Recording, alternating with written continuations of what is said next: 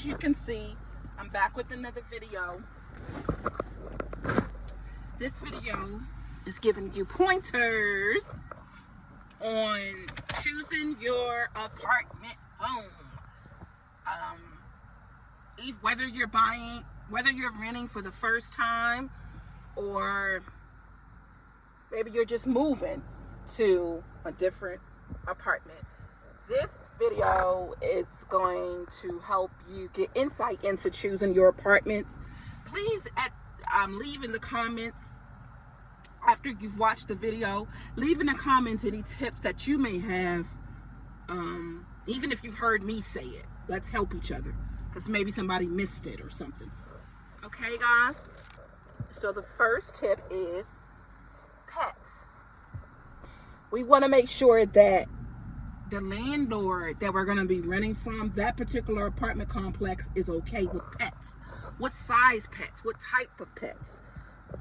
Confirm that you're okay with that, so that you're not on the edge of your seat about having unwanted animals on the property and then getting exposed by maintenance or pest control, or whoever might see your pet looking out the window or something. Get that confirmed.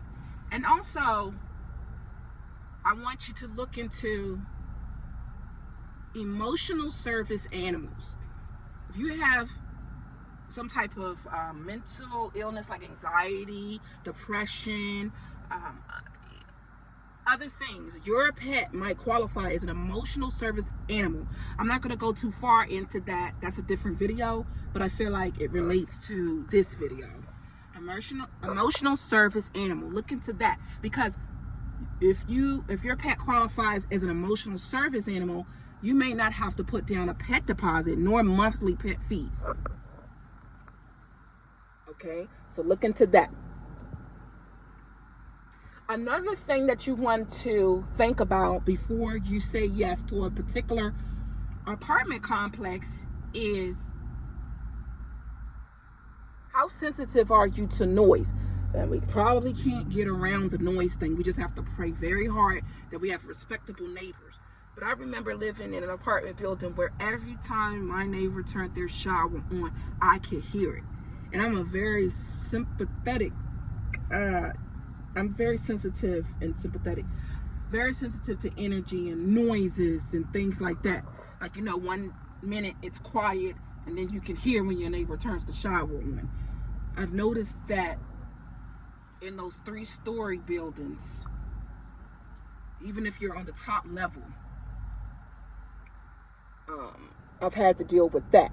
But if some people are okay with it, but that's just something to be mindful about. And you're not going to know unless you move in. So that's another question to ask.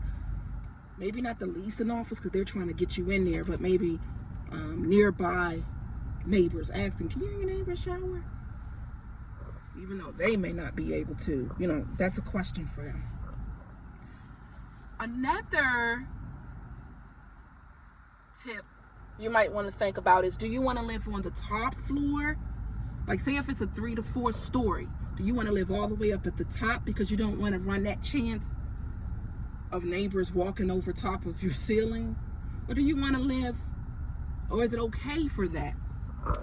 So you'll live on the 1st, 2nd, or 3rd floor. You know, I know some people with kids, they like to choose the 1st floor and just deal with people walking over top of them. I've also heard that people on the 1st floor are likely to be the ones that experience the break-ins. Was it the break-ins or the rodents or something like that? Just really depends. Another piece of advice that I can give you is, do you want your apartment to be adjacent to where the major traffic intersection is? Because if you're like me, you almost need a white noise machine, or even white noise coming from your laptop from a YouTube video. to just be able to find some type of mental peace, because people's loud music in their cars, the police officers, sirens, like that kind of noise throughout the night when you're trying to go to sleep, you may want to consider your apartment being more hidden from the main intersections, if you know what I mean. Something we don't really, it's a lot, so you don't think about it all until you're in the situation. Another tip is the landscape. I know for some people, when I say landscape, they like to have this feeling of once they step outside, they're outside. Not once they step outside, they're still in the building. Once they step outside, they're outside. So are you that type of person? Once I step outside, I'm outside to smoke, or I'm outside to get some fresh air? Do I have to literally step outside my home, go down some steps, or go down some elevators to be outside and away from my door? Okay?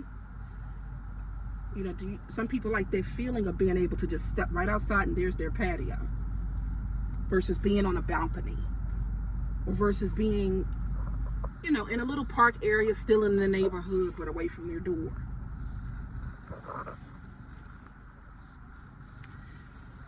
And that goes into considering if you want to live in like a 3-story building on the ground floor versus towers.